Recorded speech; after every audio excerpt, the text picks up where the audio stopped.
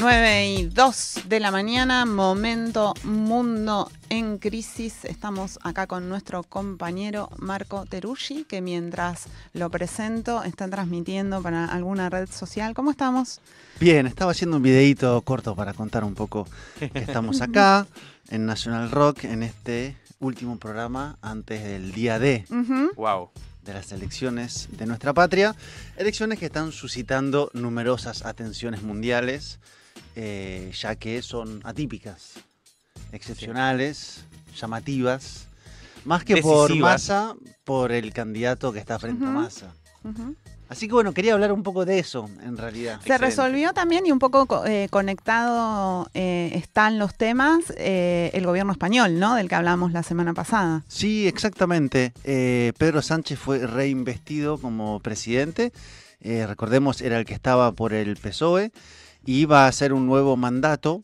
Hubo momentos así medio cumbres, como cuando le hizo una burla a Feijóo del Partido Popular, que dijo, usted dijo que no era presidente porque no quería ser presidente, y estalló el auditorio. Así que fue así como con su momento jocoso, una derrota para el Partido Popular, para Vox, y una victoria para Pedro Sánchez, que evidentemente tiene una capacidad de maniobra política de alto voltaje, porque lo daban por terminado, adelantó las elecciones, quedó bien parado y es presidente de nuevo. Y se habló de nuestras elecciones de alguna manera, ¿no? También en los discursos se hizo alusión a las ideas de Javier Milei.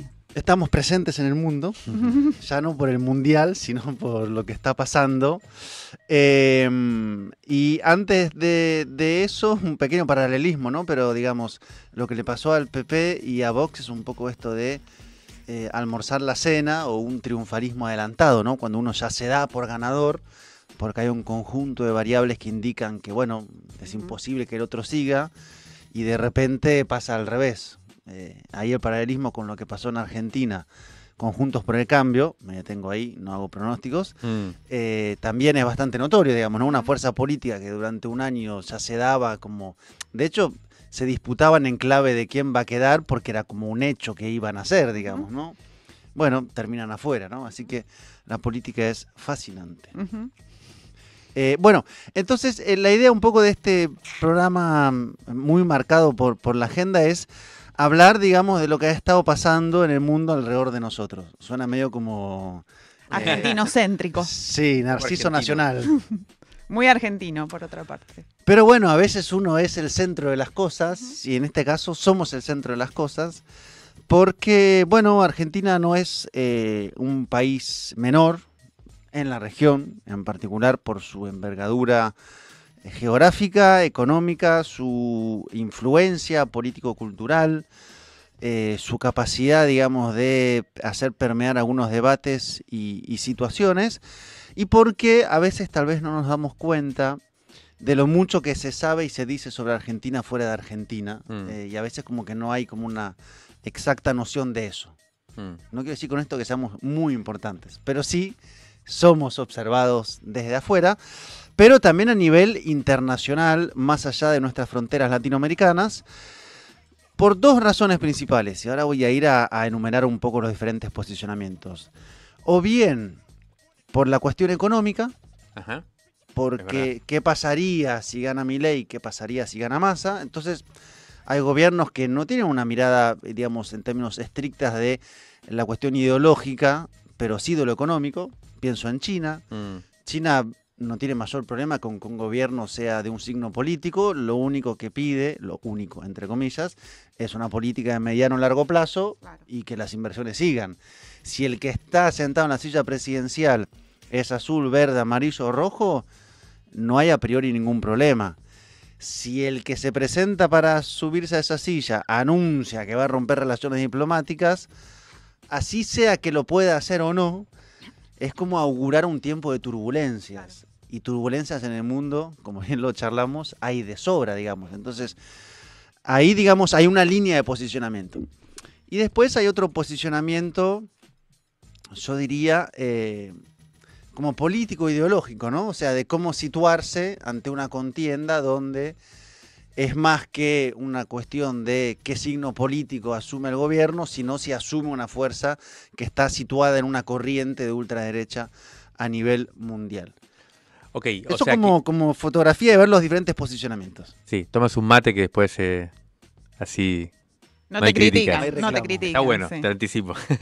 No, y claro, y lo que decís entonces tiene que ver con dos cuestiones que están, digamos, de alguna manera como contexto de esta elección, que son muy importantes. Una interna, que es el nivel de polarización que hay en esta elección. Bueno, hemos hablado de eso hoy.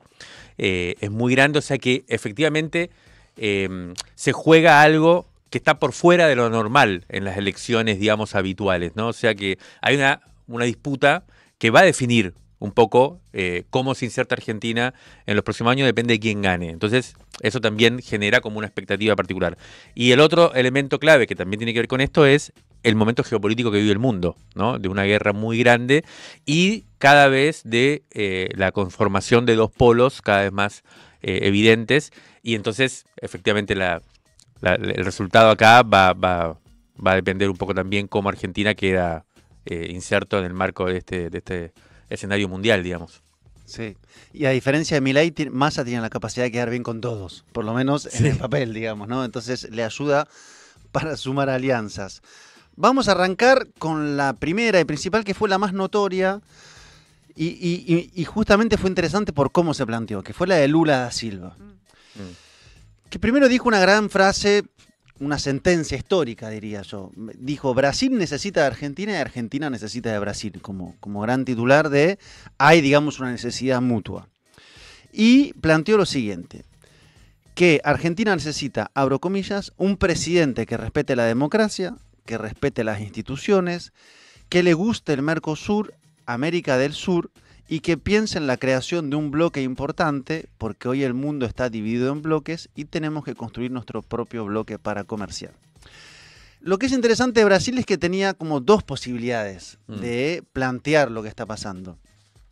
Una, en términos de paralelismo político, es decir, Milei pertenece y es un aliado, pertenece a la corriente política de Bolsonaro y es un aliado muy fuerte de Bolsonaro. De hecho, en la primera vuelta estuvo el hijo de Bolsonaro.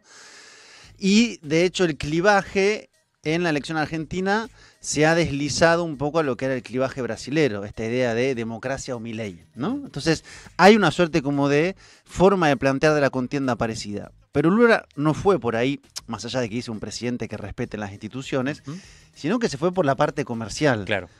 Yo me preguntaba, ¿a quién le habla Lula?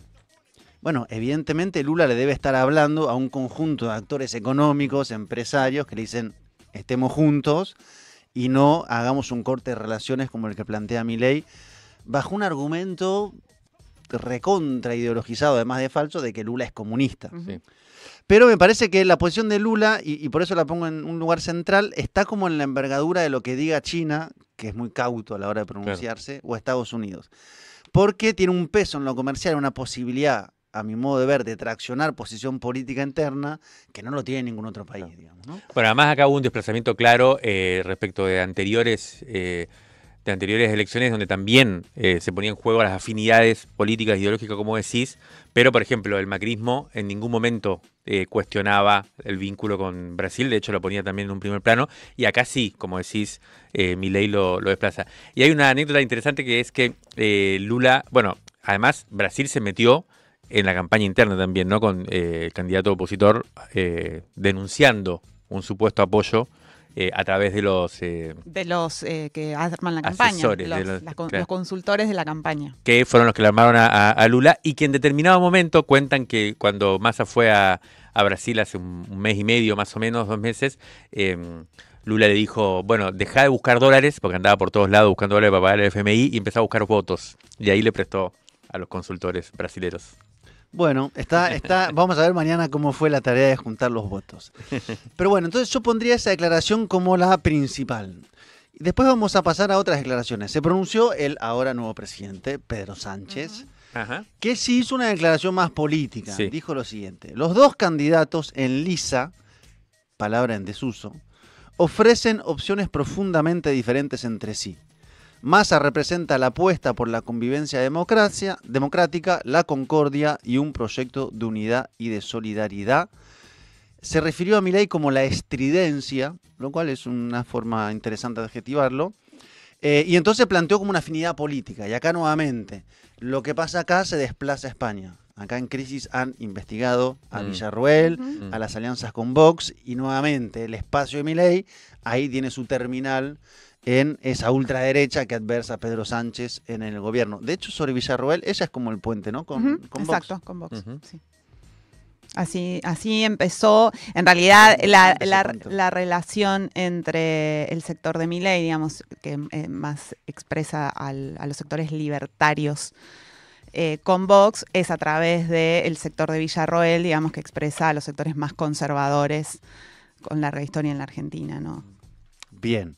Entonces Sánchez tiene esa posición que otra vez nuestra, digamos, disputa política tiene su traducción puertas afuera. El que hizo una declaración también que fue así como bastante sonada fue el presidente de México, Andrés Manuel López Obrador. Él la hizo después de que saliera una carta que voy a citar luego. Pero dijo lo siguiente: Fox, expresidente de México, Calderón, expresidente de México, y Vargas Llosa, un escritor peruano, y otros expresidentes de derecha apoyan a Milei, facho. Así lo nombra. Facha. Está hasta en contra del Papa. Es interesante ver dónde pone el acento AMLO. Claro. Llama al Papa comunista porque está a favor de la justicia. Y acá dice, y además se mete en una interna argentina muy jodida. Es que yo estoy de acuerdo en parte, pero no lo sé. Dice, con todo respeto a Perón, a Borges, gran escritor, con respeto a Maradona, Sí. para mí el mejor. Sí, Dice sí. AMLO, se posiciona en una Sí, ya lo disputa había dicho, histórica. A Messi, fenómeno, y ninguno como Francisco. Y lo llama de facho ultraconservador a Milei. Bueno, además de posicionarse en el dilema histórico Maradona o Messi, el acento está puesto en el Papa. Sí. Que de hecho a mí me llamaba la atención que en el debate presidencial, en los dos, el único punto en el cual Milei da como marcha atrás públicamente es el Papa. Sí, le pide disculpas públicamente. Lo demás sigue, pero así, como de frente. Ahora, con el Papa las dos veces recula, se disculpa. Y evidentemente ahí, digamos, hay un nivel de crisis que se abrió, porque si hubiera dicho que estaba, no sé, en desacuerdo con el Papa, pero había dicho que era el maligno, ¿no? El Sí. representante del maligno. Fuertes palabras. Pero bueno, entonces me pareció interesante AMLO que lo pusiera ahí. Y además pensando en la comunidad cristiana católica en América Latina y en particular en México. Se pronunció Gustavo Petro, que hizo un tuit a lo Petro, que es un tuitero, es como Trump tuitero, pero de izquierda, digamos, Claro. ¿no? Tuitea así todos los días. Necesito saber si es Petro o hay una persona que hace ese trabajo. Sí, sí, Realmente es Petro. necesito saberlo. Es Petro. Bueno, esa es mi intuición. Podría chequearlo, pero para mí es Petro. No creo que ceda su... Además, te retuitea cada... Bueno, Y se nota además mucho, ¿no? Como Sí, sí. Bueno, por ahí sacado, es alguien que un lo hace sacado. muy bien. Sí. puede ser. Petro dijo, abro comillas, en Argentina se decide no solo el futuro de su pueblo, sino la esperanza de América. Esperanza o barbarie deciden los argentinos. Un Milei que nos regresa a Pinochet, a Videla, o un Massa que puede abrir caminos de esperanza. Nunca hay que votar por la barbarie, siempre hay que votar por la esperanza. Terrible. Es un militante de la unidad básica de... Bueno, no sé si el concepto de barbarie había sido utilizado para calificar a Milei. En todo caso, que un presidente califica a otro candidato de barbarie Sí, tremendo. es de una... Sí, es... por eso, cuando tuitea a Petro es un militante de base... Porque decir esperanza, bueno, es un clásico de toda elección, digamos. Claro. ¿Qué esperanza? La Claro. esperanza. Ahora, barbarie, ser la barbarie, barbarie o esperanza como clivaje, fue un posicionamiento fuerte. No sé cuánto influye en Argentina, otra vez. No es lo mismo lo que diga Lula, que tiene un peso Sí. central, a lo que diga Petro, que lo tuiteó en medio de 400, 500 No, no, tweets. tiene una dimensión internacional, eso sí. O sea, bueno, también es parte de la polarización, ¿no? Cómo se va, a pesar de que todo el mundo piensa que se está acabando, en realidad se está profundizando de una manera fuerte, ¿no? A nivel estatal. Sí. Después se pronunció el que suele pronunciarse en las contiendas latinoamericanas, el Pepe Mujica. Ya salimos del registro de los presidentes y nos vamos al registro de Expresidente. expresidentes. Pepe suele, cuando lo eligieron a Pedro Castillo hizo un Zoom con él, cuando fue con Boris hizo un Zoom, o sea, suele estar ahí. Es como alguien que tenerlo al lado políticamente siempre queda relativamente bien, digamos, ¿no? Del centro hasta la izquierda. Más bueno que el ASI. Más bueno que el ASI. Dijo Pepe Mujica abriendo su declaración de esta manera que a mí me dejó pensando. Si yo fuera argentino, que me siento más que hermano en mi fuero íntimo, ¿qué quiso decir? Que se siente casi argentino, que es como un rioplatense, que es un gran espacio cultural. ¿Esto lo dijo antes o después de ganarnos en el fútbol mundialista? Lo dijo antes. ¿Por qué tenés que traer estas heridas? Por favor, Mario. ¿Por qué picantear a Mujica, pobre? Claro, además, bueno. Porque no es lo mismo, te das cuenta, ¿no? Si nos habla desde arriba. Sí, pero Si igual está canchereando o no. lo de Uruguay fue porque tenían un entrenador argentino. Es una evidencia. Dice, ¿por qué apoya a Massa? Porque reiteradamente está planteando, y acá se mete en un tema más político. El PP tiene un filo mayor que barbarie, que es un filo superestructural. Dice, está planteando la necesidad de gobierno nacional. Tiene conciencia que la Argentina no necesita cataclismo, mira ahí como cataclismo, sino vertebrar unidad nacional, porque ahí tendrá la fuerza para salir del drama en el cual está sumergida. Estamos sumergidos en un drama, también fuerte declaración, pero pone el acento en la idea del gobierno nacional. Y cierra diciendo votaría por Massa con las dos manos. O sea, si a alguno le queda alguna duda del posicionamiento. Interesante. El Pepe viene diciendo que la batalla central es Argentina y que si fuera más joven se cruzaría para este lado. Ah, sí. Sí. Mirá. No sé cómo se posicionaría acá, porque acá hay un gran, creo que él dijo mitología, como un ser mitológico, ¿no? A referirse al peronismo. Pero bueno, esos fueron los apoyos más como explícitos, directos, que decididos. no pasa en todas las elecciones que haya así como posicionamientos tan fuertes de mandatarios y de personalidades. También se pronunció Zapatero, José Rodríguez Zapatero, el expresidente del PSOE, y Michelle Bachelet, socialista de Chile, expresidenta. Y Milei también sumó lo suyo, ¿cómo no? Yo creo que lo que sumó Milei lo sumó en gran medida porque Macri logró sumarlo. Claro. Es decir, son como dos familias políticas que tienen como grandes lugares de entrecruzamiento. Pero por un lado está la familia política de Milei, que va a Vox, que va a Bolsonaro, que va a Trump, y que está ahí claramente situada. Y del otro lado la de Macri, que si hubiera que ponerlo en términos españoles, desemboca más en el Partido Popular, por ejemplo, ¿no? Exacto. Entonces, más como de derechas y de ultraderechas, que todo eso después en el cambalache de las derechas se suelen poner en la misma vitrina. Pero hubo una carta de apoyo a Milei, firmada por Calderón, el expresidente de México, acusado por narcotráfico. Iván Duque, expresidente de Colombia, también tiene unas buenas acusaciones por financiamiento del narcotráfico. Mariano Rajoy, del Partido Popular de España, acusado de corrupción. Tuto Quiroga, de Bolivia, acusado por, entre otras cosas, corrupción. Sebastián Piñera, el inefable represor del estallido del 2019. Fox, el expresidente de México, que era también de la Coca-Cola. Pastrana, el expresidente colombiano de derecha. Y el que nunca falta y siempre trae fortuna, Mario Vargas Llosa. Que no sabemos qué hace de esa lista en realidad. Es un premio Nobel. Tenía un premio Nobel para firmar. Lo que sabemos es que hay una estadística histórica, y no es mitológica, que a cada presidente que apoya a Mario Vargas Llosa, ese presidente pierde. O sea que es como buen augurio. Es yeta. Parece que fue muy sencillo. Yo creo en todo eso y hoy más que nunca, así que Bien, me estamos gusta. Ahí. Ahora, la carta es muy llamativa. Es muy llamativa esa carta. Parece casi un volante de humanidades. ¿Por qué? Porque también es muy partisana, digamos. Nombra la cámpora. Mira. Nombra la cámpora. Un texto firmado por expresidentes internacionales nombra la cámpora. Empieza así. El kirchnerismo, así abre la carta. O sea, ya cuando empieza el kirchnerismo ya está más o menos claro hacia dónde está yendo. Espacio político que prácticamente ha hegemonizado la vida política argentina durante el siglo XXI, aspira a obtener un quinto mandato encabezado por Sergio Massa.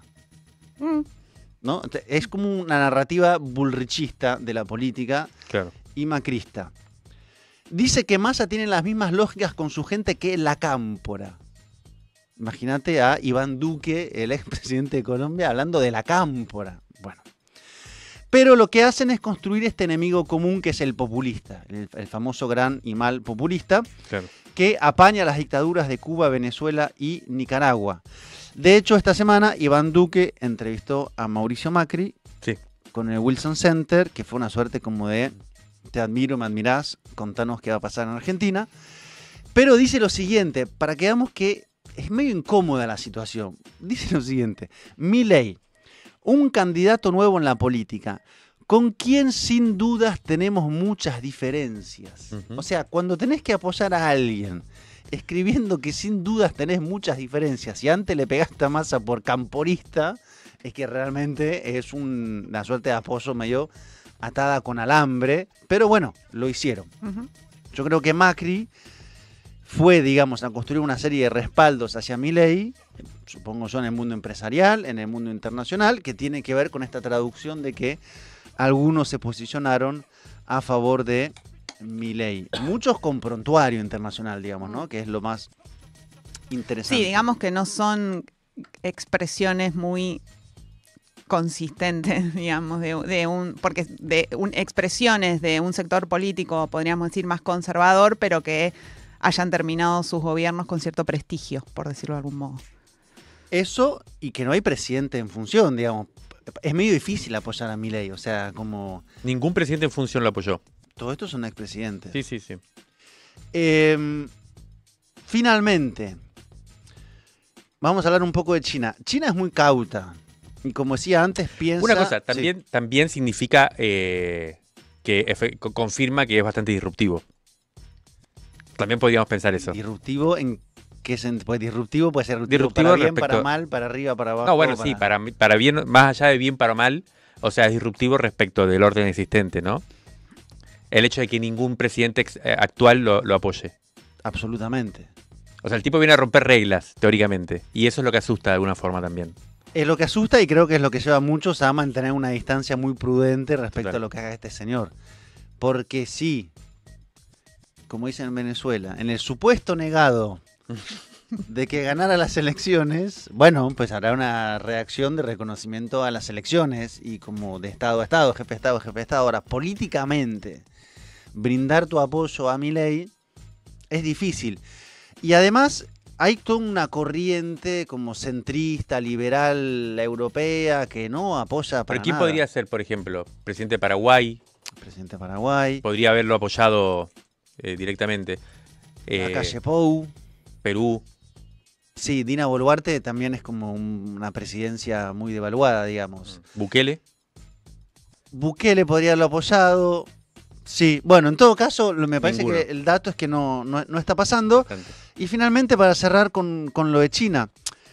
Como decía, China piensa a largo plazo, no piensa a corto plazo. No importa si el presidente es de un signo o de otro, pero en este caso hay un candidato que amenaza con romper relaciones diplomáticas en un momento donde viene muy bien la relación entre Argentina y China, digamos. Entonces, ahí ha habido pronunciamientos indirectos, como el presidente de la empresa China Potassium Chemical Group en Argentina, que llama a votar por una Argentina que pueda tener una política estable, que finalmente lo que se pide de afuera es, que haya una predicción a mediano plazo. Y después, Milei, en términos internacionales, si cierro con esto, es una suerte de réplica de la plataforma de Bolsonaro. O sea, no es para nada original. Claro. Es ninguna relación con los comunistas, en este caso China y Brasil, en términos diplomáticos, y alinearse totalmente con Estados Unidos y con Israel. Lo que pasa es que Estados Unidos tiene un gobierno ahora, por lo menos hasta enero del 2025, que no apoya una línea política como la que encabeza Milei, que está aliada con el trumpismo. Así que, en términos de apoyos internacionales, tenemos un desbalance a favor del candidato Sergio Tomás Massa. Ok, bueno, excelente. Vamos a ver qué pasa. Toda la atención puesta en lo que pase mañana. Y así que todo va a depender de eso también, nuestro futuro. Nuestra futura columna del próximo sábado va a depender de qué pase mañana también. Mañana iré a votar a La Plata, a la gloriosa ciudad de La Plata. Muy bien.